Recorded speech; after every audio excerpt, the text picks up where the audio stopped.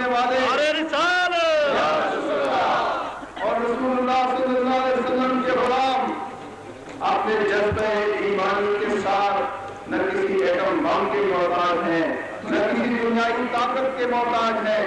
مجھے آج یہ حوصلہ اور ہمت ہونے لگی ہے کہ انشاءاللہ جلد از جلد کشمیر بھی آزاد ہوگا، اور جس طرح میرے محترم بھائی چٹا صاحب نے فرمایا ہندوستان کے مسلمان بھی آزاد، یوگوسلاویا کے مسلمان بھی ظلم کی چٹی کے نیچے جو پس رہے ہیں ان کو بھی آزادی ہوگی۔ بہرحال وقت کم ہے اور اس وقت کی نزاکت نہیں ہے کہ یہاں بہت بڑی بڑی بچیاں، آپ دعا فرمائیں کہ اللہ تبارک و تعالیٰ ہمارے اندر کردار پیدا کرے، اللہ تبارک و تعالیٰ ہمیں باعمل مسلمان بنائے۔ اصل بات یہ ہے کہ اگر ہمیں باعمل قیادت مل گئی تو پھر اس ملک میں اور اس ملک کے عوام میں وہ کچھ ہے جو دنیا کی کسی جگہ نہیں ہے۔ جا رہے ہیں پیر طریقت صاحبزادہ فیاض الحسن صاحب زیب سجادہ آفتاب عالیہ اللہ العالمین صالحہ و تشریف لا کر اپنے اختیارات سے راست فرما رہے ہیں۔ نعرہ تکبیر، نعرہ رسالت، حیدری، یا ربی، واسیہ، نحمدہ ونصلی وسلم علی رسولہ الکریم۔ اعوذ باللہ من الشیطان الرجیم، بسم اللہ الرحمن الرحیم۔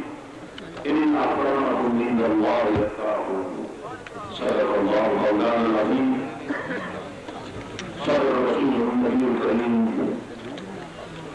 الصلاۃ والسلام علیک یا رسول اللہ، الصلاۃ والسلام علیک یا حبیب اللہ۔ حضرات، مشائخ اسلام، علماء کرام، نمائندگان حکومت پاکستان اور اہل اسلام بھائیوں، اس گروپ پر منظر کو دیکھ لینا بھی بہت بڑی سعادت ہے۔ قرآن کے نام پر جمع ہو جانا، کوئی کہیں سے آ رہا ہے، کوئی کسی طرف سے آ رہا ہے، کوئی کسی نام سے آ رہا ہے، کوئی کسی نام سے آ رہا ہے، لیکن کام ایک ہی ہے، قرآن، سبحان اللہ۔ اور پاکستان کی بقا بھی اسی پر کہ پاکستان میں فلم اور قرآن کا نظام نافذ کر دیا جائے، لیکن اس کے نفاذ کے لیے اوپر سے جو کچھ ہونا تھا ہو چکا، اب نیچے سے ہوگا، اور ہر دور یہ بات بتاتا ہے کہ نیچے سے اٹھنے والوں کو جب کبھی اللہ والوں کی قیادت میسر آئے، رسول اللہ کے غلاموں کی قیادت میسر آئے، فخر محمدی کے دیغ بازوں کی جب رفاقت معیت میسر آئی تو رحمت خدا بندی نے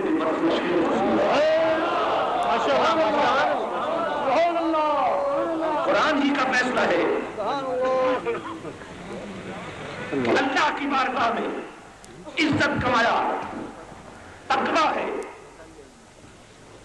اور بہترین تقویٰ اپنے کردار، اپنے اخلاق کو نبی کی اداؤں میں رنگ لینا ہے۔ اور اب اس دور میں فخر محمدی کا مجاہد دیکھنا ہو تو آستانے والوں کو دیکھو، آستانے والوں کو دیکھو۔ یقیناً اس دور میں یہ پرنور چہرے،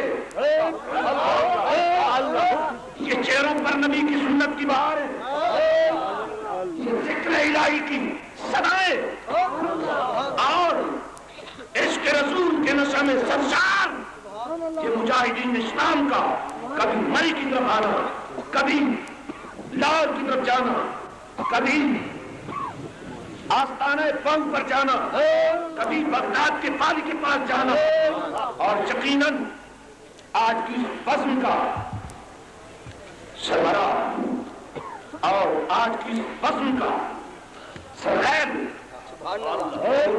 مولوی کا شہنشاہ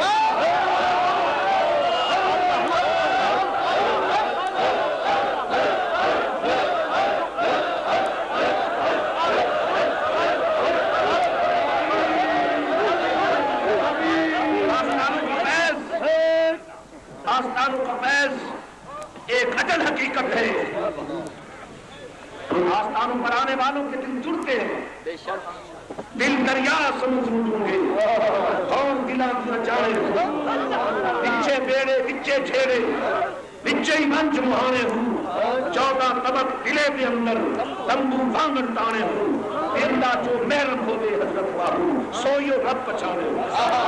یہ رب کی پہچان کے مراکز ہے، فرقواریت ختم کرنے کا طریقہ، ملت کو جوڑنے کا طریقہ، قرآن کے قانون کے نفاذ کا طریقہ ایک ہی ہے، ساری یاریاں توڑ دو، نبی کے غلاموں کے یار بن جاؤ۔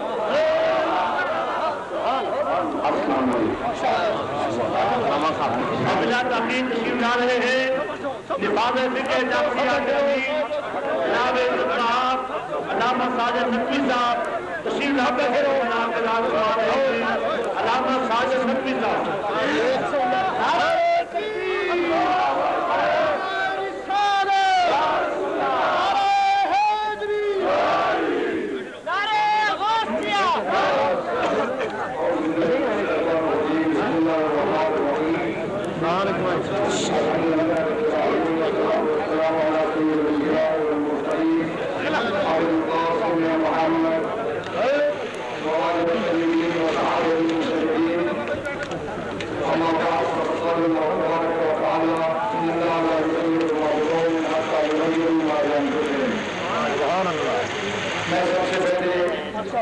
سبحان اللہ سبحان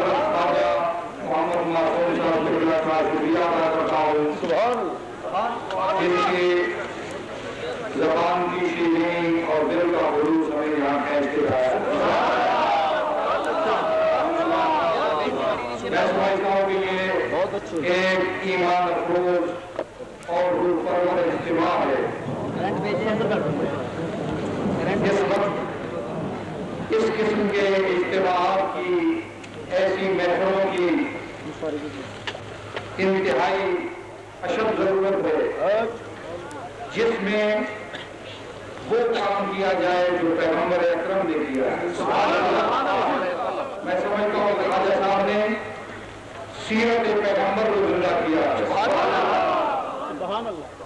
پیغمبر نے سب سے بڑا کام جو پیغمبر نے کیا وہ دلوں کو جوڑا تھا، دشمنیاں دلوں سے دور کی اور الفتیں دلوں کے اندر پیدا کی۔ سبحان اللہ۔ اس وقت اس بات کی ضرورت ہے۔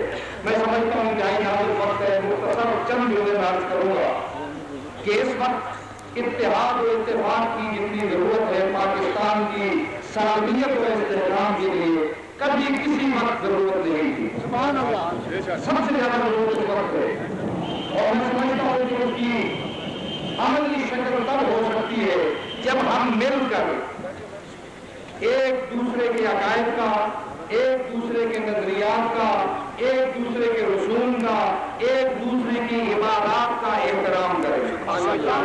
ہم نے یہاں شریک ہو کر عملی ثبوت دیا ہے اس بات کا کہ ہم اپنے برادران کے رسوم کا، ان کی عبادتوں کا احترام کرتے ہیں، اور میں توقع رکھتا ہوں کہ محرم الحرام نزدیک ہے، اور میں سمجھتا ہوں کہ کوئی شخص ایسا نہیں ہے جو پیغمبر کا کلمہ پڑھتا ہو اور حسین علیہ السلام کا غم نہ مناتا ہو۔ اپنے اپنے طریقے پہ سب مناتے ہیں۔ کوشش کریں ہم سب مل کے کہ اس محرم الحرام میں ایک دوسرے کے عقائد کا، ایک دوسرے کے نظریات کا، ایک دوسرے کی عبادتوں کا، ایک دوسرے کے رسوم کا احترام کریں، احترام کی یہ رسم ڈالیں۔ اگر ہم ایک دوسرے کے عقائد اور رسوم اور عبادات کا احترام کریں گے، میں سمجھتا ہوں کہ اتحاد عملی شکل میں وجود میں آ جائے گا۔ دشمن نہیں چاہتا ہے، دشمن نہیں چاہتا ہے کہ مسلمان متحد ہو۔ میں بڑی ذمہ داری سے یہاں کہہ رہا ہوں، پورے عالم تشیع کی طرف سے میں یہ کہہ رہا ہوں کہ ہم اپنے اہل سنت بھائیوں کے عقائد کا، ان کے نظریات کا، ان کے رسوم اور ان کی عبادات کا احترام کرتے ہیں۔ خلوت میں بھی ہماری یہی بات ہے، جلوت میں بھی یہی بات ہے۔